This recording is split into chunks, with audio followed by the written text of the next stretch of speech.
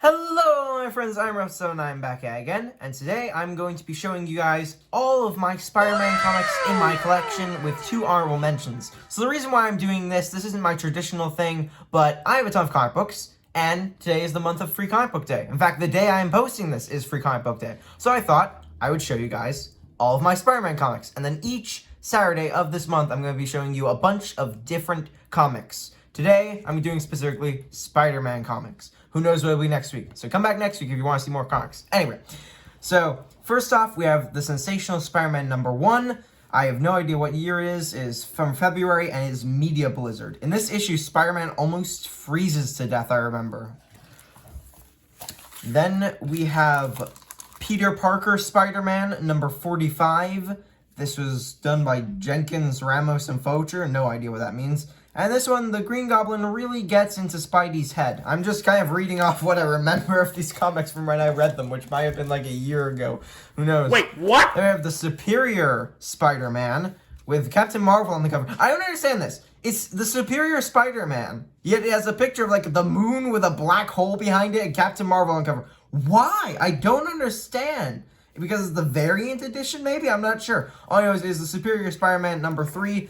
And I remember this is a pretty epic fight against Thorax or something. I really like the action from this, I remember, though. Some really, really nice action shots with a lot of energy. And the Brothers Grimm are even in this. I have a couple of comics with the Brothers Grimm. Very interesting. Then we have The 1000, Marvel Comics The 1000, which is mostly about Spider-Man. Tangled Web The 1000 #1. And this is a very interesting. It's supposed to be Spider-Man, I believe, but it is quite scary because if I remember, and I flick to the end of this, it's got an interesting art style, by the way, kind of cartoony art style. But if I flick to the end here, let me just see if I can find it. Yes, I'm correct. Look at this. This is terrifying. This guy just, like, a bunch of bugs just possess people. They basically take the person's skin and then possess it. It's kind of creepy, really. And, yeah, if you did not like Scary, I'm sorry I showed you that. There's also an ad for chocolate milk on the back with SpongeBob for whatever reason. Then we have the Ultimate Spider-Man #73. I think there's something to do with Norman Osborn and the Hobgoblin in this. I think it's a lot of investigation. There might be something about Peter's parents in this one, too. I'm not really 100% sure, but I believe so. Next, we have True Believers Venom vs. Spider-Man, and you might be thinking, oh, he has this? This is a really old comic. Well, no, it's not. This is the reprint version of the original one, because it's rated T. This little thing kind of shows it. You can tell if something's old, in my opinion, by that. If there's that thing there, like a little label at the bottom, like that says rated T or rated whatever, that's always a good sign. You can tell by the cover, the feel of the cover. And then on the inside, like, it feels way too smooth. You can also tell if there's an ad for a recent comic on the back. Like, this is from May 2018, which is not nearly as old as the original version of this comic is supposed to be. So, yeah, that's just how I tell if a comic's really old or not. Next up, we have Spider-Man and Venom, plus an all-new, all-out Avengers story. I believe something to do with Hulk, maybe? Maybe that's a different one. Nope, there's something to do with Thor. I'm not really sure. All I know is this is just amazing. I really like that. This is mostly not even about Spider-Man. It's mostly about Venom, so it shouldn't really be in this video, but this is this awesome scene with a bunch of symbiotes, and I really like it. This, I believe, came from Free Comic Book Day 2 years ago? Yeah, I think it was 2 years ago. Then we have the Free Comic... No, that one was from last year. This one, Free Comic Book Day Spider-Man vs. Venom, this one came from last year. No, from 2 years ago. I'm sorry if I'm confusing you. And it is very interesting. You have Bushmaster. You have a lot of cool art. You, of course, have Venom. And I find this to be a very, very interesting comic. It also has a story about Jessica Drew at the end, which is interesting. Okay. Next up, we have Peter Parker, The Amazing Shutterbug #1. This is Heroes Reborn. So they basically, like, redid a bunch of old original superheroes with Heroes Reborn.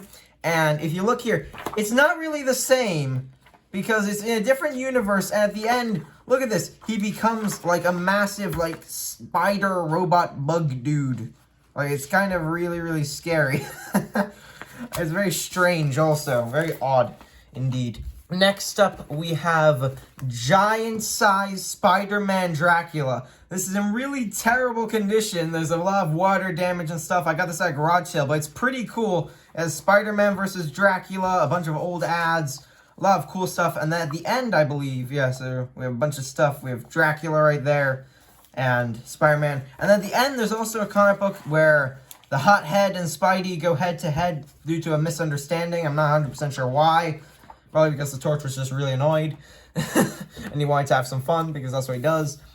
Next, we have Symbiote Spider-Man Alien Reality number 2. And I like this cover a lot. You have the Spider-Man looming in the background and Hobgoblin on the front. And what's interesting about this is Spider-Man, for some reason, gets the powers of Doctor Strange. Or Doctor Strange teaches him how to use the magic. Like, for whatever reason, he can use, like, the Crimson Bands of Cthulhu or something like that. Like, it's really cool. It's like a Doctor Strange Spider-Man. Very interesting, and I really like it. Next up, we have the Spectacular Spider-Man number 218. This issue, he goes up against the Puma, I believe. And again, really dynamic cover. Spider-Man does not look like he's winning on this cover, and I don't think either of them win in this. It's very interesting. Then we have Spectacular Spider-Man number 209.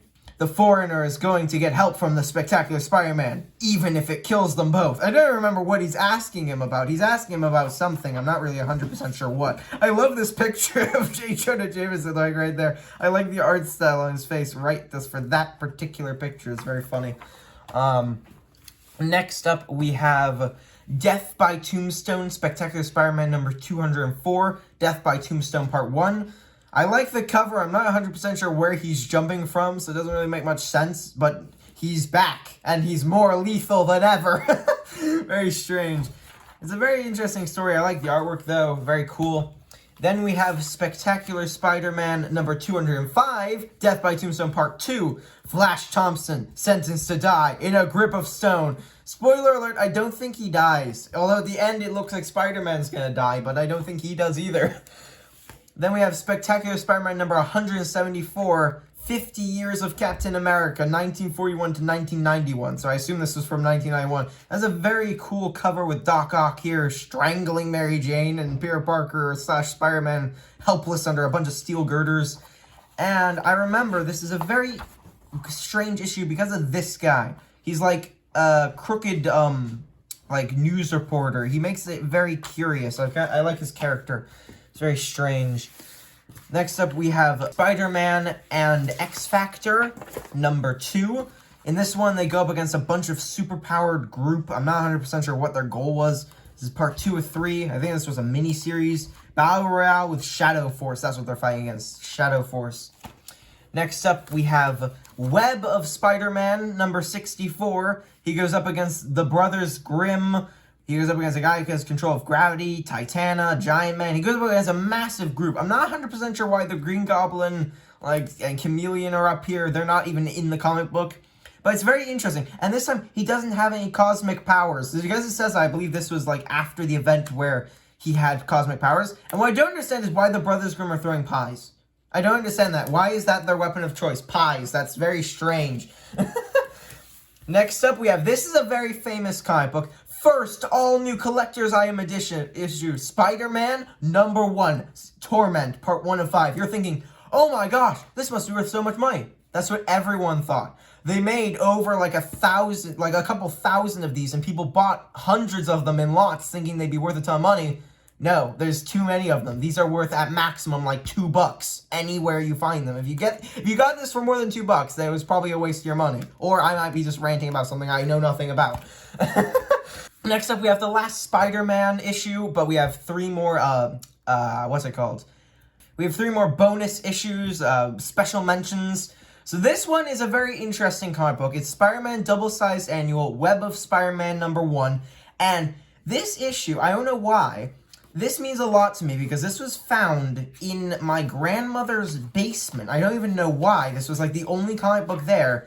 And I really like this comic book. The story is really good. There's this ad for Reese's Pieces with this blue alien for whatever reason. And then there's this, like, this kid builds a robot for another guy. And then as he goes along, he goes slowly crazy and ends up quoting like Dirty Harry or Shakespeare in a bunch of different movies. And it's a really cool issue. I don't know why, but this comic book really, I love it so much. Maybe it was because it's from my grandma's basement. I'm not sure.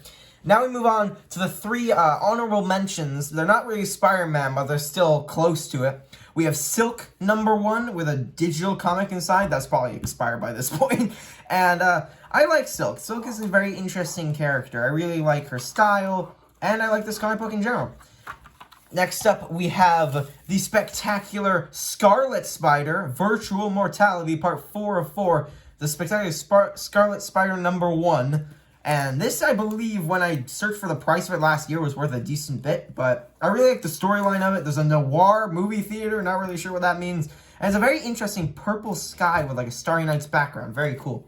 And then last but not least, last comic book for this, we have The Amazing Mary Jane, issue #3. I love this. I love this cover so much because she's like... Peter's just cowering behind her while there's like, what's his name, Mysterio and the Vulture. She's just like shaking her fist up. I love that because it's like usually Peter's the hero. Peter's the one protecting people, and this is just, he's just cowering there. It's just so funny. And the entire like comic book is just very, very funny in my opinion. I really like it. It has a lot of Mary Jane, who is the main star. I don't even think Spider-Man is even in this once, which is curious, but that's that. So that is all the time we have for today. These are all of my Spider-Man comics and 3 bonuses. If you want us to request something in particular, like a certain comic or a certain lot of comics, then say so before the end of this month, and I might make a video about it. And I will catch you next time. Sayonara, Ayonara. What am I trying to think of?